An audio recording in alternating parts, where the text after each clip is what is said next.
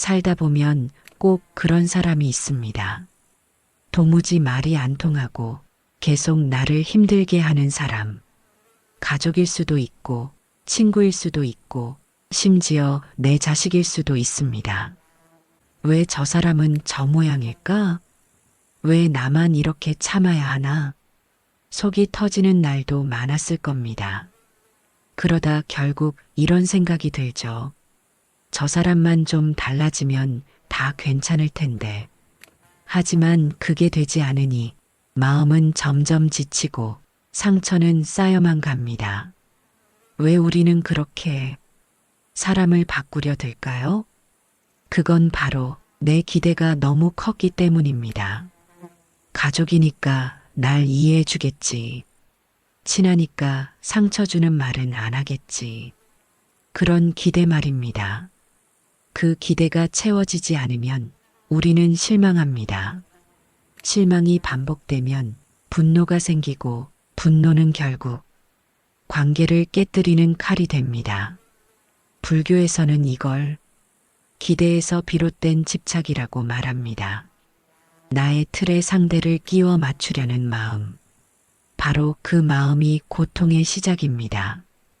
부처님은 말씀하셨습니다. 타인을 바꾸려는 마음을 놓아야 내가 평온해진다. 처음 들으면 이 말이 좀 억울하게 들릴 수 있습니다. 왜 나만 참아야 하죠? 왜 내가 먼저 내려놔야 하죠? 하지만 이 질문에는 중요한 오해가 숨어 있습니다. 상대를 바꾸려는 건 내 뜻대로 되지 않는 싸움입니다. 그 싸움은 끝이 없습니다. 오히려 내가 달라지면 상대도 어느 순간 변하게 됩니다. 그게 바로 부처님이 말씀하신 지혜로운 연기법입니다.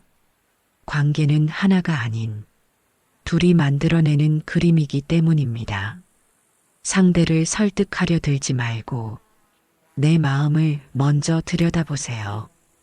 왜 내가 화가 나는지, 무엇을 기대했는지, 그 기대는 정당했는지를요. 이걸 알게 되면 상대를 바꾸고 싶은 마음이 조금씩 줄어듭니다. 그리고 그 자리에 이해가 생기고 자유가 생기기 시작합니다. 그래도 저 사람은 너무 힘들어요. 이런 마음이 여전히 들 수 있습니다. 그럴 땐 인연이라는 말을 다시 떠올려야 합니다. 좋은 인연만 맺으란 법은 없습니다. 힘든 인연도 우리 삶의 일부입니다. 지금부터 우리가 왜 그런 인연을 만나게 되는지, 그리고 그 인연을 어떻게 바라보면 마음이 편해지는지 이야기해 보겠습니다. 어떤 사람은 말만 들어도 짜증이 납니다. 어떤 사람은 자꾸 나를 무시하는 것처럼 느껴집니다. 그리고 어떤 사람은 너무 가깝기 때문에 더 힘이 듭니다. 그럴 때 우리는 이렇게 생각합니다. 내가 왜 이런 사람을 만나야 하나? 하지만 불교에서는 이 만남조차도 우연이 아니라고 말합니다. 우리가 만나는 모든 사람은 인연이라는 실로 얽혀 있습니다. 그리고 그 인연은 그저 한순간의 감정이 아니라 과거의 업이 맺어준 결과라고 봅니다. 업이라는 말 어렵게 느껴지시죠? 쉽게 말하면 내가 살아오며 쌓아온 마음의 결과입니다. 그 업이 어떤 인연을 당겨오고 그 인연은 다시 새로운 마음을 만들어냅니다. 좋은 인연도 나쁜 인연도 다 그 사람 때문이 아니라 내 안에 있는 씨앗과 관련되어 있습니다. 그래서 부처님은 인연을 고치려 하지 말고 그 인연 속에서 나를 먼저 돌아보라고 하셨습니다. 그럼 묻고 싶어집니다. 나쁜 인연은 왜 생기죠? 그 답은 이렇습니다. 악연도 결국 나에게 배움을 줍니다. 사람이 편한 인연만 만나면 마음은 자라지 않습니다. 불편한 인연을 만나야 내가 참는 법도 배우고 내가 놓는 법도 배우게 됩니다. 악연을 통해 내 그릇이 조금씩 넓어집니다. 그런데 우리는 그 인연을 자꾸 바꾸려고 합니다. 이 사람은 왜 이래? 이 관계는 틀렸어. 내가 고쳐야 해. 이 마음이 커지면 결국 괴로움이 더 커집니다. 바꾸려 들수록 관계는 더 틀어지고 내 마음은 더 상처받게 됩니다. 왜냐하면 인연은 고칠 수 있는 물건이 아니기 때문입니다. 인연은 스스로 맺어지는 겁니다. 어느 날 갑자기 누군가를 만나고 생각지도 못한 사람과 가까워지고 어쩔 수 없이 얽히기도 하죠. 그 모든 과정이 지금의 나를 만드는 흐름입니다. 그러니 억지로 조이거나 풀려는 순간 마음이 찢어지기 시작합니다. 그럴 땐 이렇게 생각해 보세요. 이 인연은 내게 무엇을 알려주려고 왔을까? 상대가 아니라 나에게 질문을 던지는 순간 고통은 조금씩 사라지기 시작합니다. 그리고 거기서부터 진짜 수행이 시작됩니다. 인연은 바꾸는 게 아니라 깨닫는 것입니다. 그 깨달음 위에서 우리는 더 나은 관계를 만들 수 있습니다. 그 관계를 어떻게 바라봐야 내 마음이 괴롭지 않은지, 마음을 어떻게 바꿔야 하는지를 구체적으로 이야기해 드리겠습니다. 한 남편이 있었습니다. 말수가 적고 무뚝뚝한 성격이었습니다. 아내는 늘 속상해 했습니다. 왜 나한테 따뜻한 말을 한마디도 안 해줄까? 왜 표현을 안 할까? 시간이 지나도 남편은 변하지 않았습니다. 아내는 점점 지쳤고 혼자 울기도 많이 울었습니다. 그런데 놀라운 건 그 남편에게는 또 다른 시선이 있었다는 겁니다. 같은 동네에 사는 또 다른 부부. 그 부인의 입에서 이런 말이 나왔습니다. 그분이요? 정말 성실한 분이죠. 항상 조용히 아내 챙기고 말없이 도와주잖아요. 같은 사람을 두고 한 사람은 괴로워했고 한 사람은 존경심을 가졌습니다. 무엇이 달랐을까요? 바로 마음의 해석이 달랐던 겁니다. 하나는 말 안 하는 건 무관심이다. 하나는 말보다 행동으로 표현한다. 사람은 같았지만 해석이 다르니 느끼는 감정도 달랐습니다. 이게 바로 괴로움의 정체입니다. 상대가 나를 괴롭히는 게 아닙니다. 내 안의 해석이 나를 괴롭게 만드는 겁니다.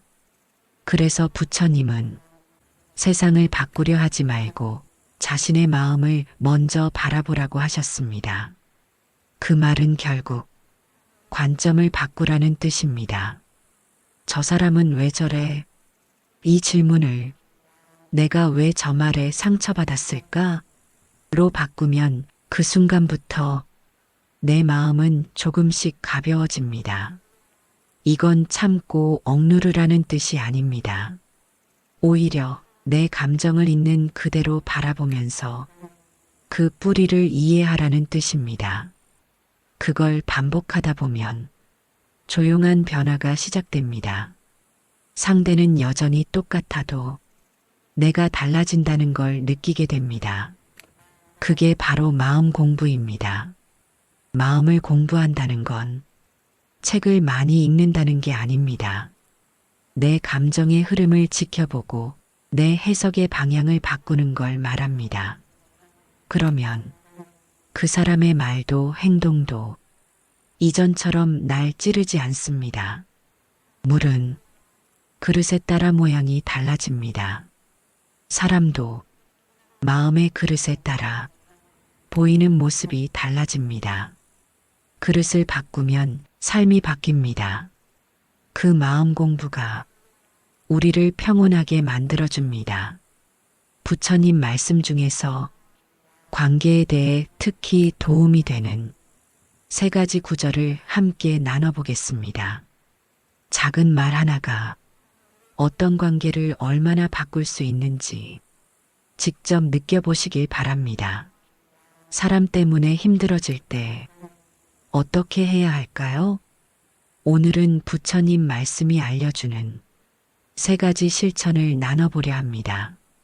어렵지 않습니다. 하루에 한 줄씩 실천만 해도 마음이 아주 달라질 수 있습니다. 좋은 말은 꽃보다 향기롭다 말 습관 바꾸기. 우리는 말로 상처 주고 말로 상처받습니다. 말은 눈에 보이지 않지만 사람의 마음을 흔드는 힘이 있습니다.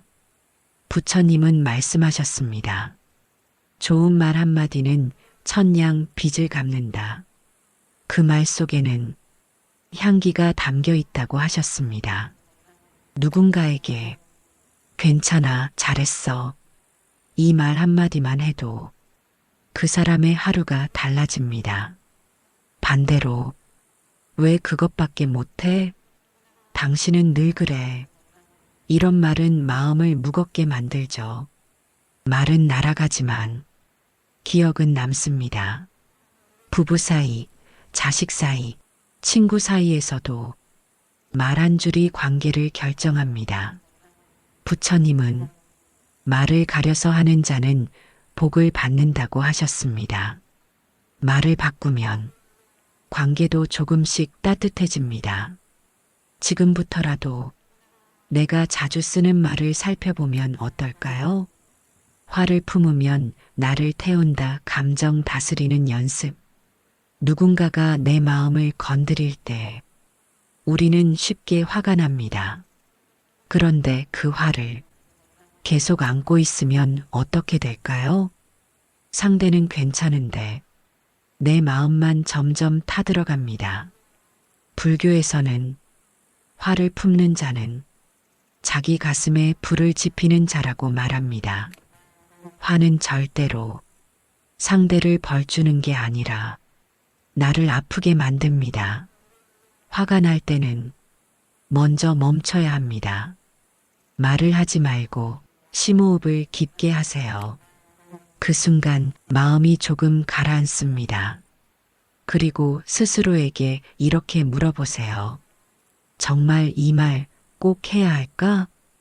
그 질문 하나로 불씨를 꺼뜨릴 수 있습니다. 화가 나면 말하지 말고 감정이 지나간 뒤에 말하세요. 그게 나를 보호하는 지혜입니다. 거울을 닦듯 마음을 닦아라. 내 마음 정화하는 방법. 마음은 거울과 같습니다. 먼지가 쌓이면 세상이 흐리게 보입니다. 그래서 부처님은 거울을 닦듯 마음을 닦아라라고 하셨습니다. 마음을 닦는다는 건 비우는 겁니다.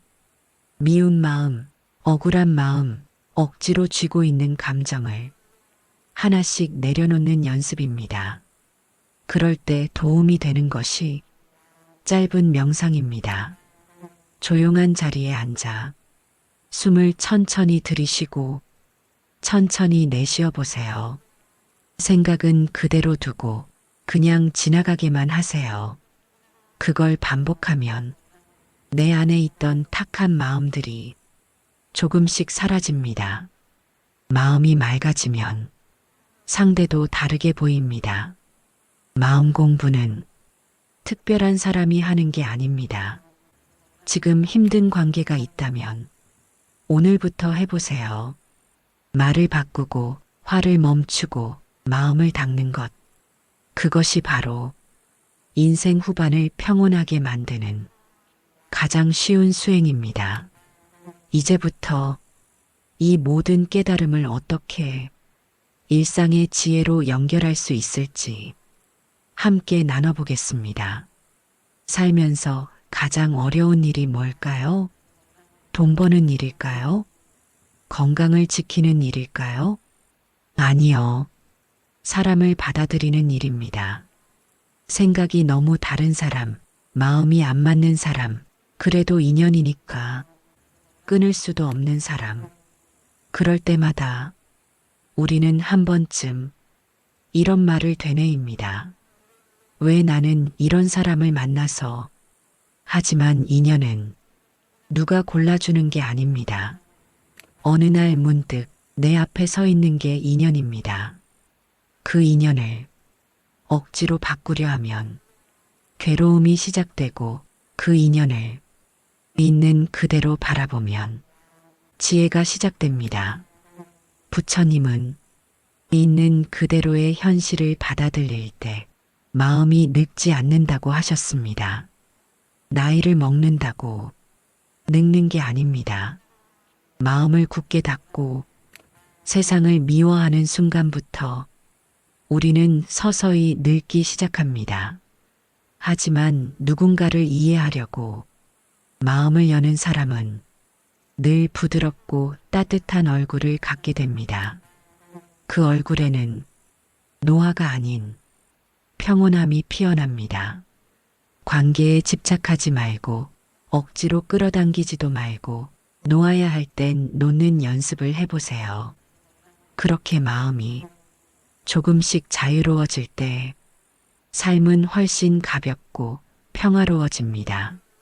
누군가에게 기대하지 않아도 괜찮고, 나를 몰라줘도 괜찮고, 조금 서운해도 나만 괜찮으면 그만입니다.